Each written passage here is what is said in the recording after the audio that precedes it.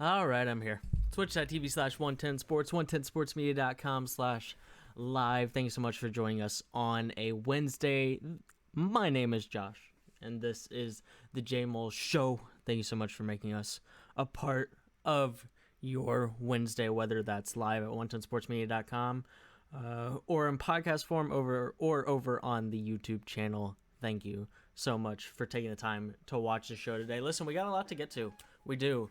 There's nothing huge I want to talk about. There's nothing, we'll spend a few minutes here at the top talking about the NBA Finals, but then I want to bounce around to a lot of different places. We got more COVID-19 tests, positive tests in the NFL. We've got, I want to talk a little baseball. I tell you guys a little something about somebody who pitched last night in the NLDS, which is pretty cool, and one of sort of my, whoa, I can't believe I was once in the same place with that person stories, and then we've got some really cool college basketball scheduling announcements. There's been a lot of mid-season tournaments that have either been canceled or moved, teams opting out, but we've got some cool news over the last few days in terms of matchups that we are going to get, and I'm very excited to share those with you guys as well. Then we'll do some FYI at the very end of the show and get out of here. But of course, we're starting with the NBA Finals here. 102-96 Lakers led in this one by LeBron, 28, 12, and 8. His fourth quarter was very LeBron-like.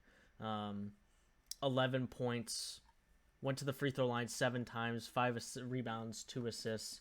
The Lakers were the slightly better basketball team in the fourth quarter. They were the better basketball team from the eye test, and then by 1 point actually in the fourth quarter. But there was a shot made basically at the buzzer that ultimately didn't count. That made it look a little closer than it actually was. But here we go. The Heat now down 3-1 in this series. Bam Adebayo comes back. Has, honestly a respectable game. Certainly not a bad game by any stretch of the imagination. Bam, 6 of 8 from the field in 33 minutes, 15 points, 7 rebounds, 1 assist. Clearly just trying to get back into the swing of things. It's not as impactful of a night as Bam has had in his career before, certainly. This was a perfect example of how the normal Jimmy Butler is just not enough for the Heat to win this series in their current state. Because Jimmy played fine. 22 points, 10 rebounds, 9 assists, 3 steals, 1 block. He was solid. All of those numbers are better than his season averages and right around where he's been averaging in these playoffs, and he's certainly taken it upon himself to be a little bit more of a playmaker in this series without Goran Dragic. I think that's indisputable as well. It's just an example of the fact, in Game 3, you have this all-time performance from Jimmy Butler. Anthony Davis doesn't show up for the game, essentially, and they win by 9 or whatever it was. In this game, Jimmy Butler goes from 40 down to 22, and even though you got your 15 from Bam, Duncan Robinson was much, much better in this one. 17 points, 3 of 6 from deep, 6 of 6 from the free throw line. Tyler Hero, 8 of 18, 21 points, 7 rebounds, 3 assists. Even though the peripherals were in some ways better for the Heat, when Jimmy Butler only has 22, when you don't have Dragic, even when Bam is back, if AD and LeBron play solid basketball, which they did, they combined for 50 points in this game. KCP, 6 of 12, 15 points. That was much better performance from him. Danny Green saw the ball go through the hoop in this game, which is very nice. In Game 3, he literally didn't see that happen once. 10 points for him, 2 of 6 from the three-point line. You got a little something from everybody off the bench, and that's even with another subpar Rondo game. Caruso, Kuzma, and Morris combining for 25 points between the three of them. it was a perfect example of how this is just the margin of error for this basketball team without Goran Dragic, even with Goran, is small, and it's virtually non-existent when he's not there. Davis, of course, much better. I still want him to be a little bit more aggressive. He only took 4 free throws in this one. LeBron was the guy late in the game, and that's who I want to be the guy late in the game. Anthony Davis hit a dagger, a quote-unquote dagger. There was 80 seconds left, 60 seconds left or something, and it went from a 6-point lead to a 9-point lead, so I guess that's the dagger. LeBron put them in that situation, though. Rondo had some really nice offensive rebounds late in that game. He's always been a really, really good rebounding guard, and he's with his long arms, he's so good at getting just a fingernail on it to try to tap it back towards the perimeter to try to get an extra possession. He did that multiple times in the fourth quarter.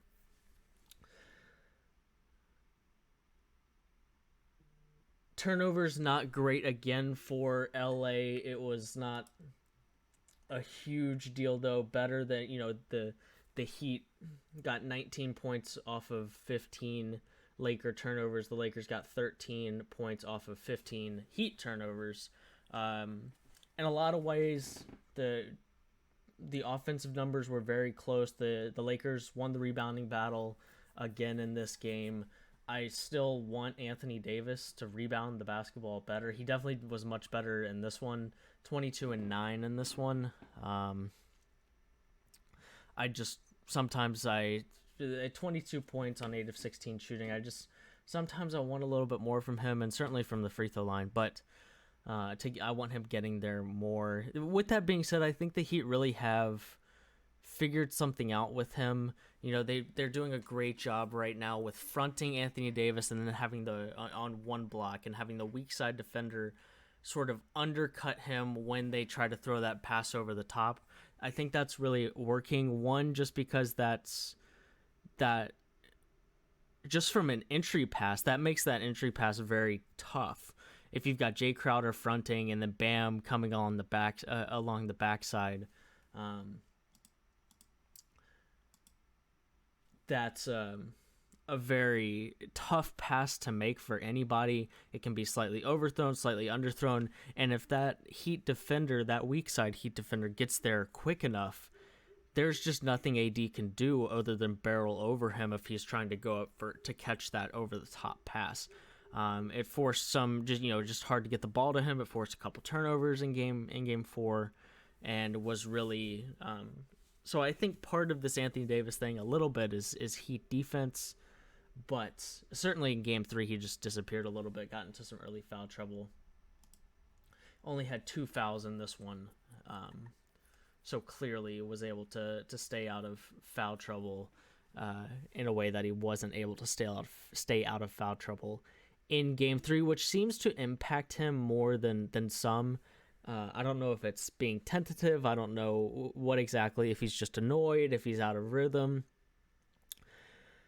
But when Anthony Davis gets into foul trouble early, he certainly struggles. I think that's pretty indisputable here.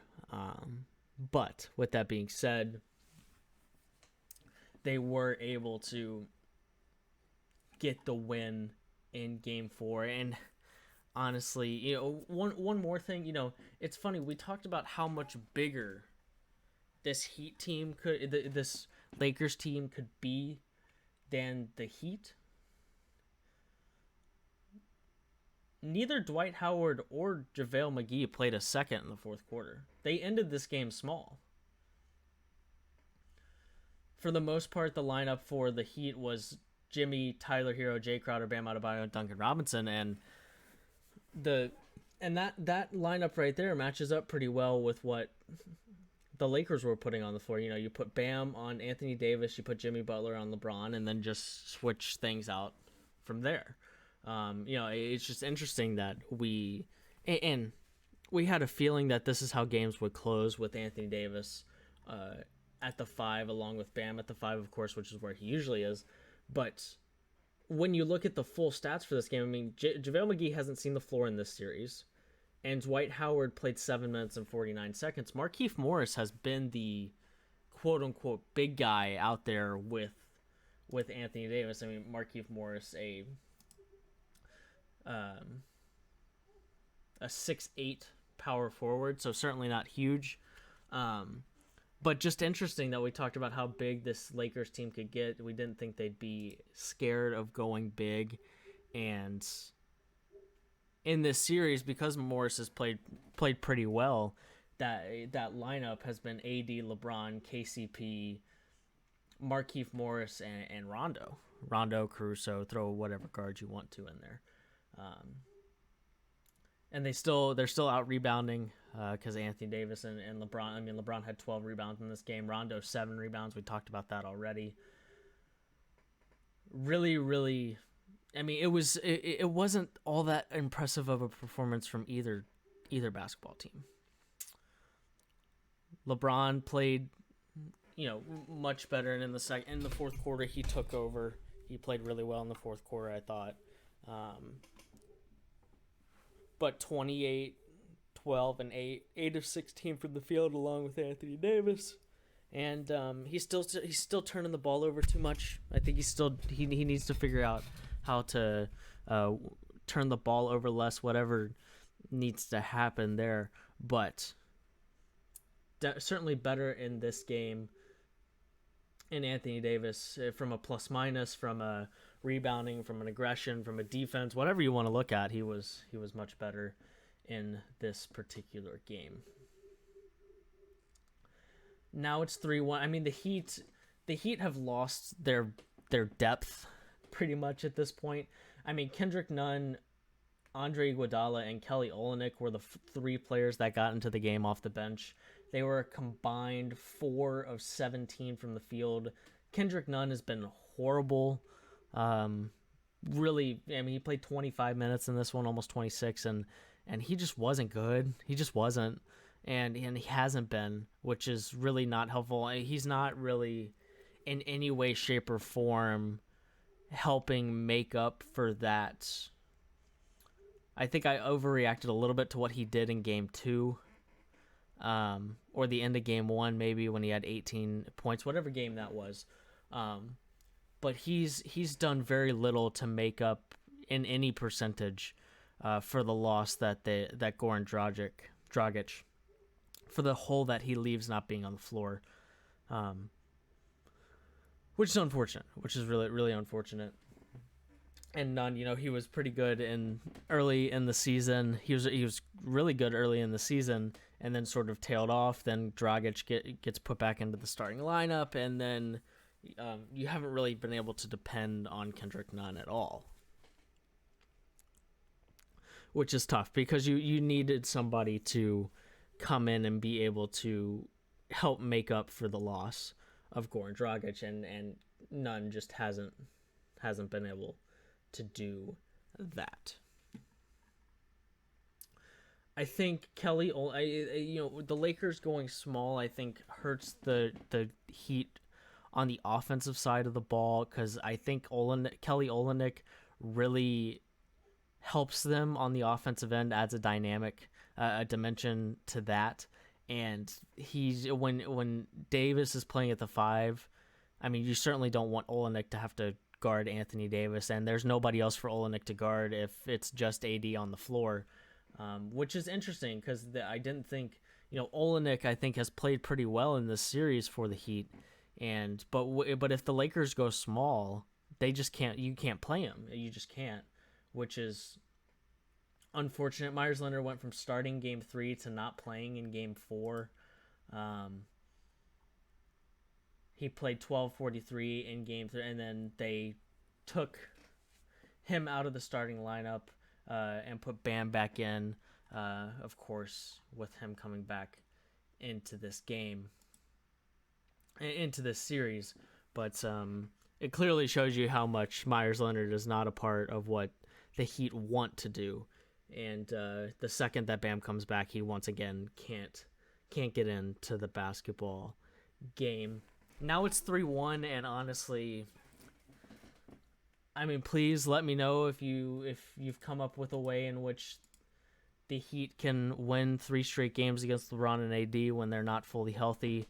It wouldn't surprise me if they win game 5. Um, the Heat aren't a team that rolls over. You get Bam back another game, Jimmy, Hero, Duncan Robinson. It wouldn't surprise me if they find a way to win game 5. There's no way they're winning 3 straight, though. I would be genuinely shocked for many reasons. But they're just not healthy enough, and it's LeBron, and LeBron doesn't choke 3-1 leads when he gets them, which is really unfortunate. I was hoping for this. I really thought there was a chance that he could win this game, and they played well. They just weren't good enough in the fourth quarter, and this was part of what I thought. So, the Heat are really good at making teams beat you, even if they're not playing great basketball. Making teams beat them even if they're not playing great basketball. And what that results in is close games in the fourth quarter. And against the Celtics, they were the better team in the fourth quarter and by extension the second half. LeBron's going to be the better player in the fourth quarter of the finals pretty much every time he's put in that situation. That's what happened in this one. And the Lakers, even though the fourth quarter was close, LeBron just, you sort of had a feeling, and LeBron just sort of kept the Heat at bay the entire fourth quarter. You get a couple of timely shots from Anthony Davis and Co., and the Lakers win game 4. So 3-1, there's a 2-day break in between, a 2 full day break in between the 2 games, in between game 4 and game 5. Instead of game 5 being on Thursday, game 5 will be on Friday. Game 6, of course, being on Sunday if we get to that point. But we'll see how much longer this series lasts. There's no doubt in my mind the Lakers win this series, though.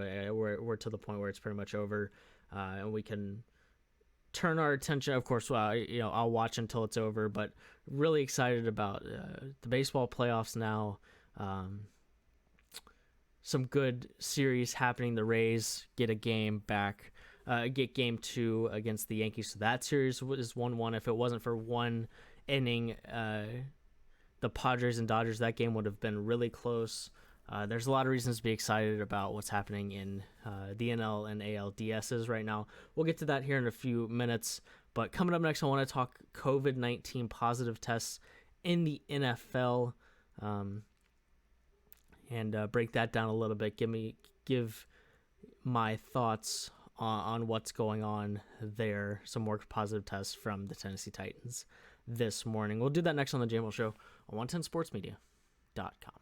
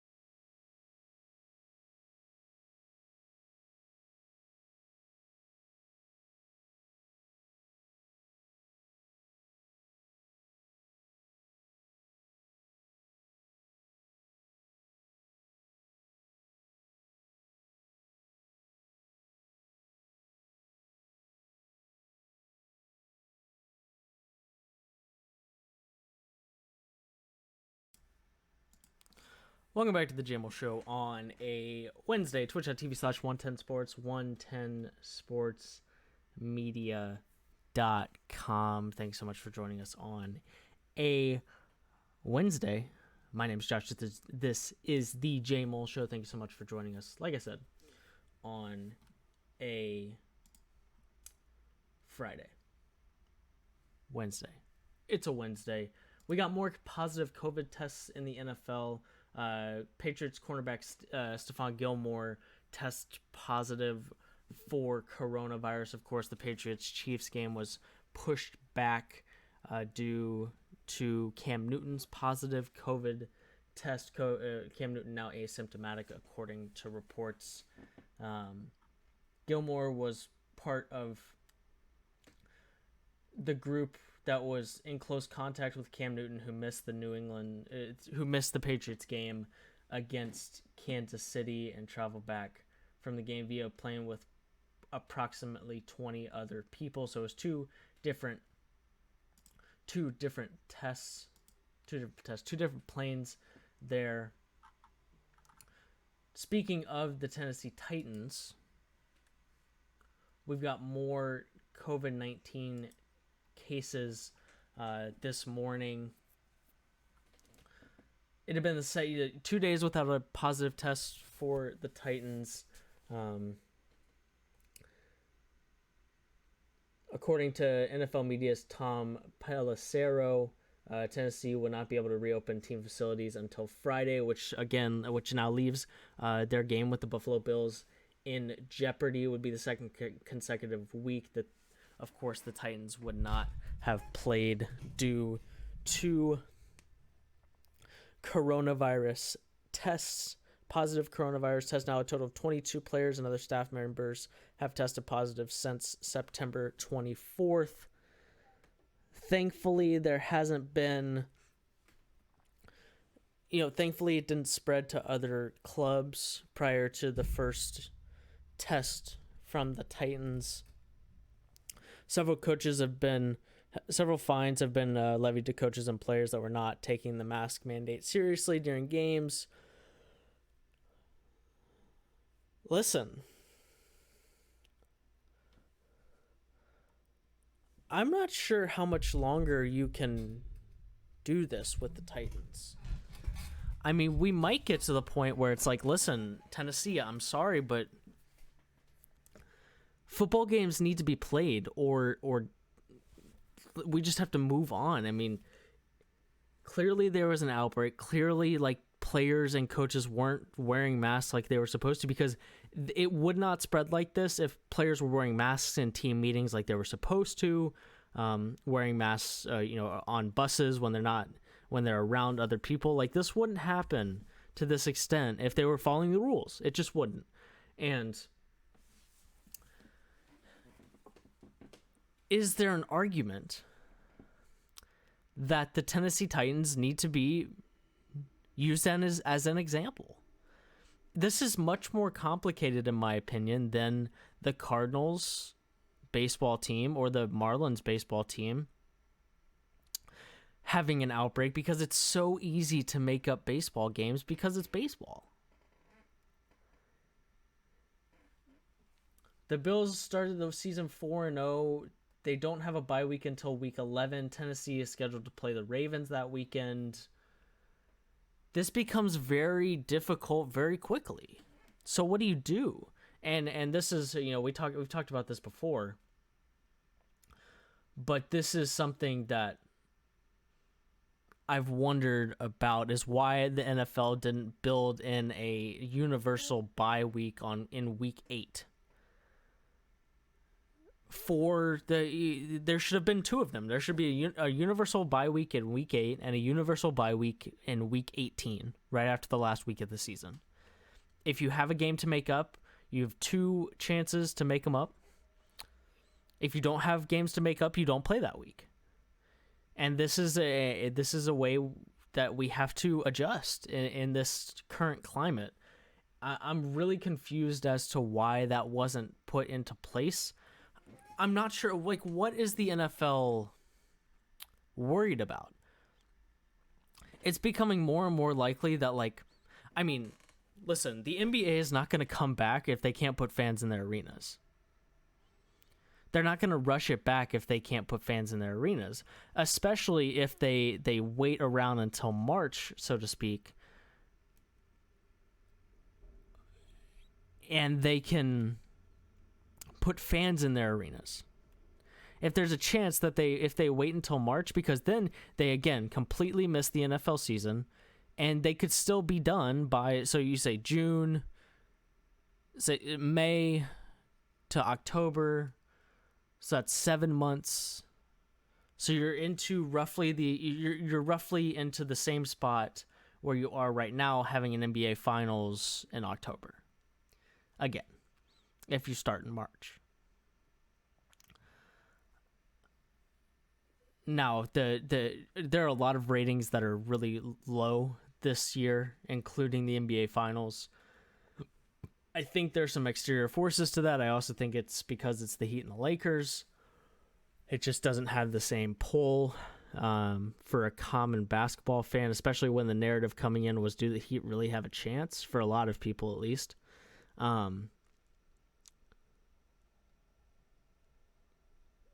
The original point being, listen, the NFL has no reason to, I mean, all of their networks are going to prioritize them over whatever else is happening. It's looking like either we're going to have the very early stages of an NBA season or no sports late in February. College basketball, but the NFL does, the NFL sneezes at college basketball in terms of their threat to them and their viewing and their ratings. So why not throw bye weeks in there? I'm really confused as to why they didn't do that. I don't know if it was they were being naive, if they were being arrogant, because this was going to happen. And when football games take a toll on a body the way that they do, it's just making up games is so much more difficult than baseball or basketball or whatever it might be. Because if they weren't going to do this in a bubble, it was absolutely going to happen. So when you have no limitations literally at all in terms of scheduling and spacing it out, why not throw a couple universal bye weeks in there so that teams can make up these games? Because we're getting dangerously close, so now, like I said, at this point, the earliest that the Titans facilities can open back up is Friday. They're supposed to play a game against the Bills on Sunday. That doesn't sound like a great idea right now. What in the world are they supposed to do? Now, part of that's the Titans' fault for not following the rules. Part of that's the NFL's fault for making it impossible to make up games. Why are you not building that into a schedule? That makes absolutely no sense. Absolutely no sense. The issue with college football is that, you have to operate with a bunch of different conferences and they're not really communicating. So it's not like the Big Ten can decide, we're going to take until the very end of the year. We're going to take until December 31st to play our games, and we'll have our Big Ten championship game after the new year, and then we can have the college football playoff whenever everybody's done. No, you got to take everybody into account, and when the college football playoff typically happens right there at the beginning of January, you can't operate in a vacuum in college football. The NFL can operate in a vacuum. Everybody's under the same protocol. It's the same league. It's the same commissioner. It's the same front office. It's the same everything. So spread it out. Make it easier for teams to make up games. Because, if you have one game, maybe it's pretty easy to move it around like you're able to move around the Steelers-Titans game. But then what if another game? Or another game? Or what if the Steelers have an outbreak of their own and they can't play the Titans at that point? Then what? I tell you then what. There we go. I'll tell you then what. Then you play them in the bye weeks that should have been built into the schedule. Because I guarantee you there were going to be games that were canceled. So it's not like that would have been a week completely without NFL. I'm also curious to see, like, if this really continues, what the NFL decides to do with the Tennessee Titans. Because at this point, can they really make up 2 football games? If we're looking at the schedule and the time that is left, the answer is no. And that's assuming that everything goes perfectly from here on out.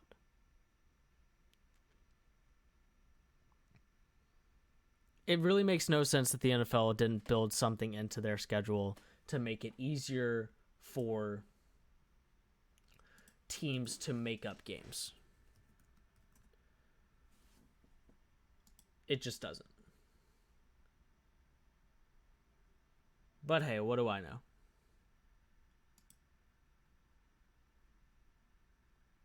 Anyways,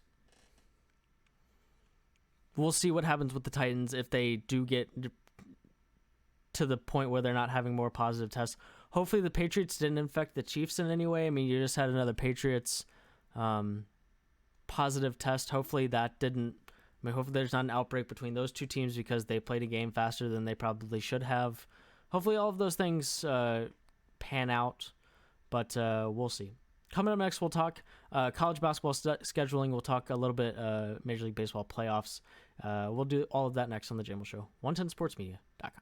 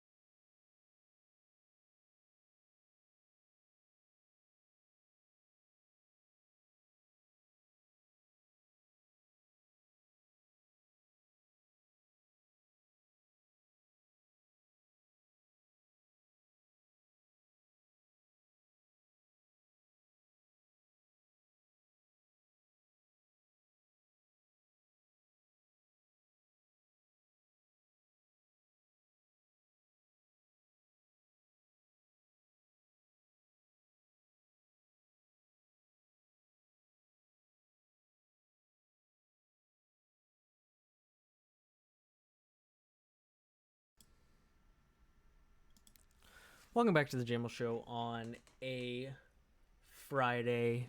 It's not Friday. It's Wednesday. Twitch.tv/110sports, 110sportsmedia.com/live. It's about the 3rd time that I've done that in this particular show. You know, last night, a guy named Ryan Weathers pitched for the Padres in the NLDS. Weathers became like the third pitcher, the third player in MLB history to make his MLB debut in a playoff series. Ryan is 20 years old from Loretto, Tennessee. And listen, Loretto, Tennessee is right next to a little town called Lawrenceburg, Tennessee, a place I used to live, right in the middle of Tennessee, essentially right on the Alabama border. I had a travel baseball team. We were originally the Expos. We were then the Predators. And a little 10-year-old kid named Ryan was playing on our 12-year-old travel ball team.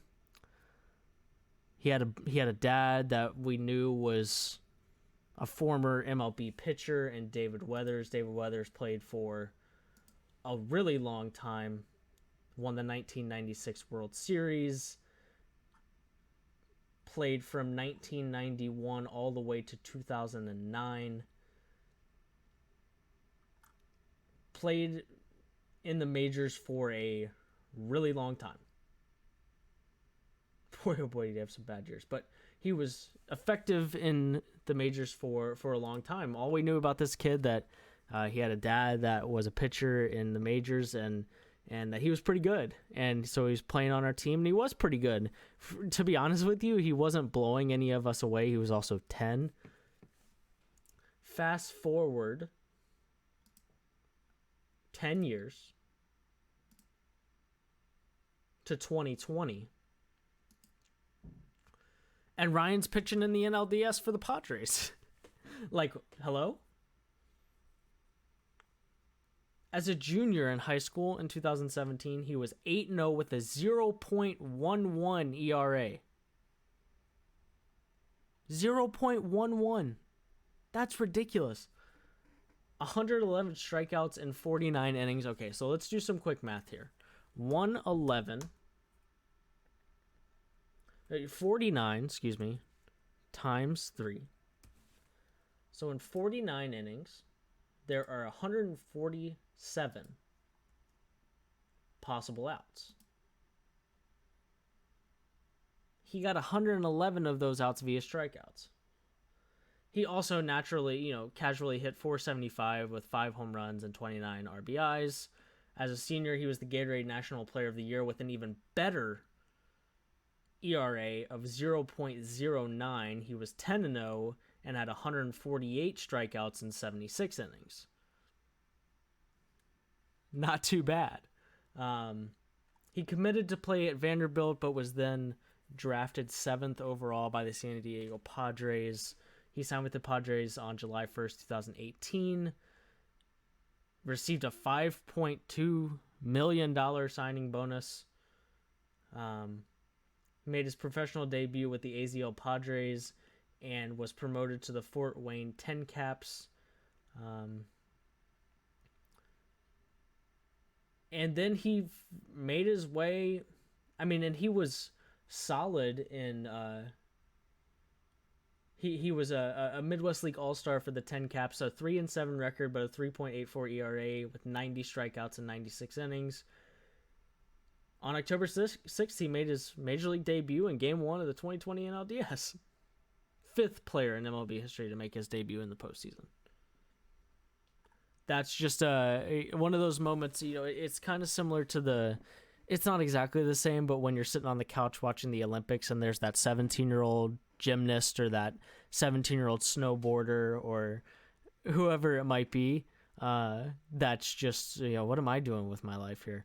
But no, so that was very cool to see. I knew he had been drafted a couple years ago at this point, but very cool to see him now playing in the majors. Hopefully he sticks around. Hopefully we see him again in this series, and that he's actually a constant for the Padres next season, and as we continue through as he continues his career. But that's cool. That's really cool to see. Shouts to Ryan and getting his Major League Baseball debut, and shouts to the Lawrenceburg Predators, the Lawrence County All-Stars, and all the folks down there in Lawrenceburg, Tennessee. As for the rest of the playoffs, that game in particular, first of all, let me tell you what Ryan did in his pitching. Ryan, an inning and a third with a K, 0 hits, 0 earned runs for him in that inning and a third. Mike Clevenger, he left in the second inning due to elbow soreness, which is really tough.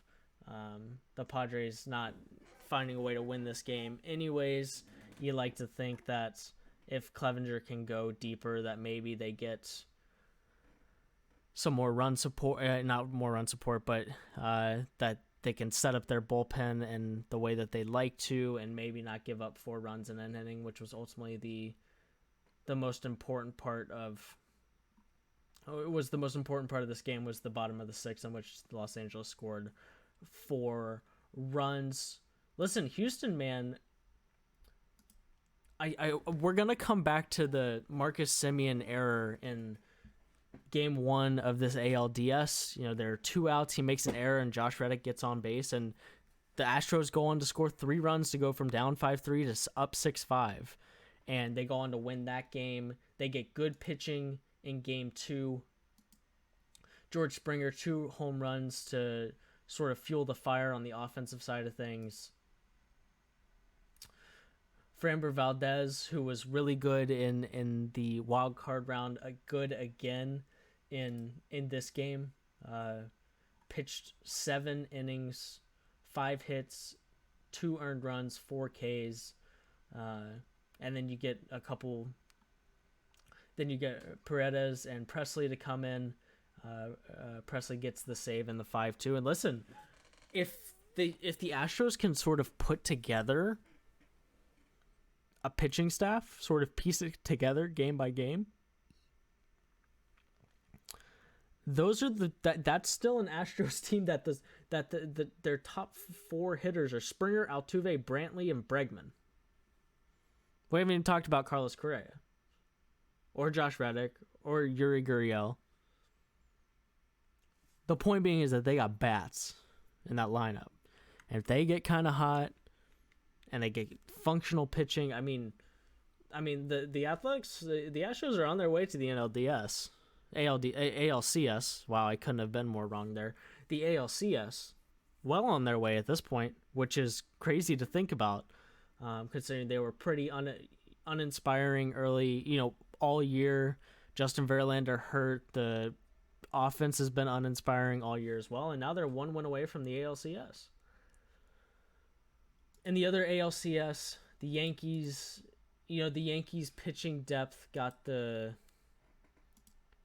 best of them, or the worst of them, in this particular game. Unable to get it done right out of the gates. They sort of struggled on the mound. We're still close to this. First of all, I love Tyler Glasnow. That dude throws gas. There aren't very many. Most pitchers throw somewhere between 93 and 97 nowadays. Just that kind of heat is no longer like a luxury that you get from a closer. Like, you need to have that kind of heat to be really successful. But that guy throws gas.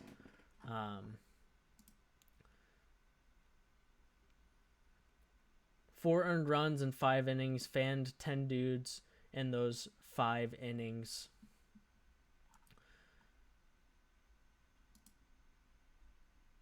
Devi Garcia was on the mound to start this game for the Yankees. He lasted all of an inning before he came out, and it looks like the plan was to throw a bunch of guys out there. It didn't work out that well. The Yankees bats kept it close. It was 4-4 after 4, and then despite the Yankees getting 1 in the 9th inning, getting 1 run in the 9th inning, they weren't able to. You had Aaron Judge at the plate representing the go-ahead run, and he wasn't able to. He grounded out to third base, to end. There's guys on second and third, I believe, maybe first and third. So there were guys on base, and he had a chance to drive some guys in, maybe hit one over the wall and take the lead, but grounded out to third, and we got game 3 of that series tonight. On the mound in that game, Charlie Morton for the Rays, Masahiro Tanaka for the Yankees. But that's a good series that I'm excited to continue to watch. The Braves take on the Miami Marlins here today as well. I almost forgot. Let's talk real quick about some college basketball news. Yesterday we got this really awesome news that Iowa is going to face Gonzaga in a potential top 5 matchup in South Dakota. College basketball continues to load up on elite must-see games for its upcoming season. The latest, this is from CBS Sports. The latest late off-season upgrade features 2 Final Four contenders, Gonzaga playing Iowa on December 19th in Sioux Falls, South Dakota.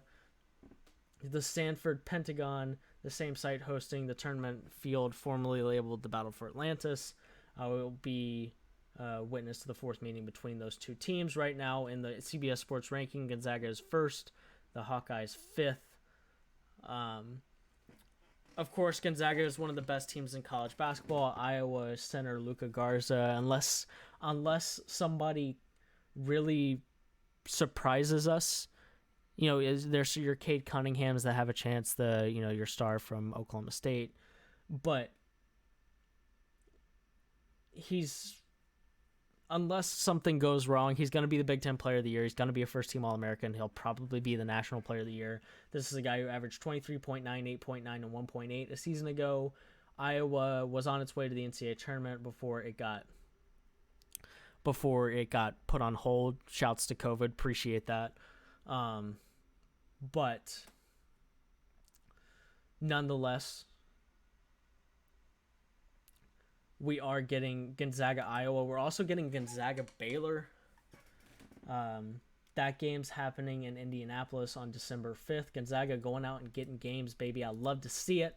Baylor, of course, a very good basketball team as well. Florida and Virginia will play. That's an interesting one. You saw, if you didn't see it on Twitter, go find Chris Mack, the Louisville coach, on Twitter, and his beef with John Calipari. That one is really entertaining as well. But listen, it's going to be a weird season, but there is some very real exciting games to look forward to that aren't conference games as we get closer to the college basketball season. I mean, listen, we're now 6 weeks away, maybe a little more than that. We're looking at November 25th being the start date for college basketball this season. Can't wait. Love college basketball. Going to be breaking down a lot of that over on the website, 110sportsmedia.com here in the near future. So be on the lookout for that. If you're a big college basketball guy, we're going to be diving in deep pretty soon. Coming up next, we'll do some FYI. Get out of here on a Wednesday. You're watching the JMULL Show, 110sportsmedia.com.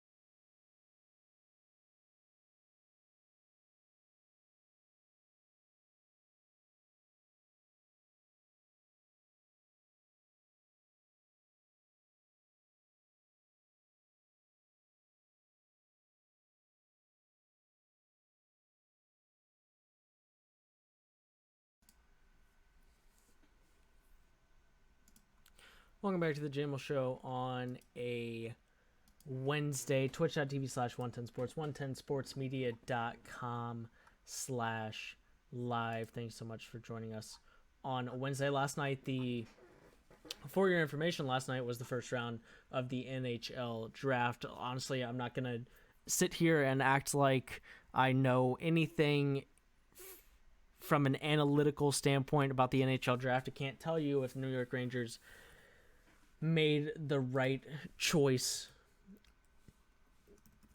drafting left wing Alexis Lafreniere with the number 1 overall pick. But last night was the first round. Los Angeles Kings Quentin Byfield from the OHL, Tim Stutzel, center left wing from the Ottawa Senators, drafted by the Ottawa Senators in the top 3. Like we touched on earlier, the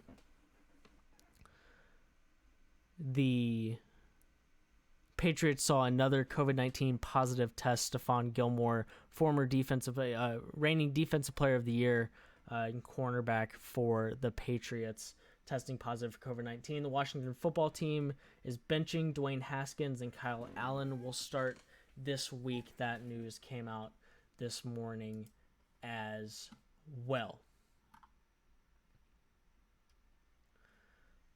Other than that, I believe that's pretty much all I have for you on this particular Wednesday. Thank you so much for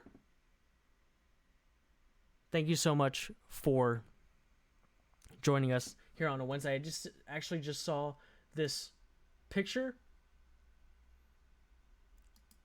and it's a picture of Stephon Gilmore and Patrick Mahomes basically touching helmets at the end of the game on Monday. This is part of the reason why I thought that it was a little premature to play that game when they did. But hopefully Patrick Mahomes doesn't come down with it as well. Part of me thinks that those post-game meetups aren't the best idea in the current state here. But that's just me. Hopefully Patrick Mahomes, because that's the kind of thing that can really get the NFL in some trouble, is if they're the most popular football player on the planet right now comes down with COVID-19 because they tried to play a game faster than maybe they should have, then science suggests they should have, considering how long it takes sometimes to test positive for COVID-19, so on and so forth. But hey, we'll see. Hopefully Patrick Mahomes doesn't get it. Hopefully nobody else on the Patriots gets it, or the Chiefs for that matter. And of course, Touchdown Talk with Josh Doring tomorrow, 11 a.m. Eastern, Around the Bases with Chris Brown. He'll break down more playoff action at 1 p.m. Eastern right here at 110sportsmedia.com/live. I will be back on Friday. We'll talk about the upcoming Game 5 in the NBA Finals, what's happened in Major League Baseball since we talked today, and whatever else there might be in the world of sports. We'll do that on Friday. Thank you so much for being a part of the show today, and I'll see you on Friday.